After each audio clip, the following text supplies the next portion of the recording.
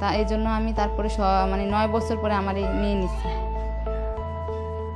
এটা আমার মানে বড় বাবুর বাচ্চা দিয়ে বলতেছি। আমার যখন প্রথম বাচ্চা হলো তখন আমি কিছুই মানে এসব জানতাম না যে বাচ্চাকে কীভাবে লালন পালন করতে হবে, কি খাওয়াতে হবে, কত মাস পর্যন্ত বুকের দুধ খাওয়াতে হবে আমি জানতাম না। এগুলো আমি জানিনি, সেই জন্য আমার বাচ্চাকে অনেক হাসপাতালে ডাক্তারের কাছে সবসময় মানে অসুখ লেগেই থাকতো। কিন্তু তখন আমি জানিনি যে এভাবে 6 মাস পর্যন্ত বুকের দুধ খাইতে হয় বা একটু পানিও খাওয়াতে হয় না এর মাঝে।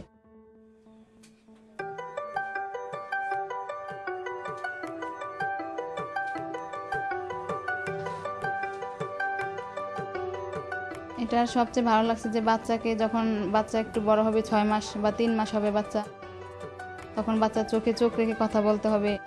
এটা অবশ্য জানতাম না যে বাচ্চা চোখে চোখ রেখে কথা বলতে হবে, বাচ্চার কথা মানে বাচ্চা ওইভাবে শিখে।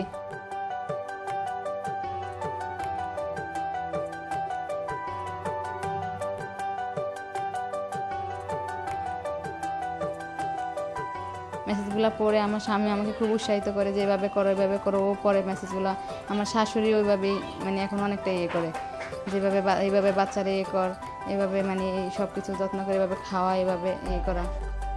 আমার পরিবারের সবাই মানে মেসেজ পেয়ে সবাই আমার বাচ্চারা খুব যত্ন করে, মানে ওইভাবে আর কি ইয়ে করে, মেসেজ যেভাবে আসে ওইভাবে মেসেজ সবাই আর কি ওইভাবে যত্ন করে বাচ্চারা।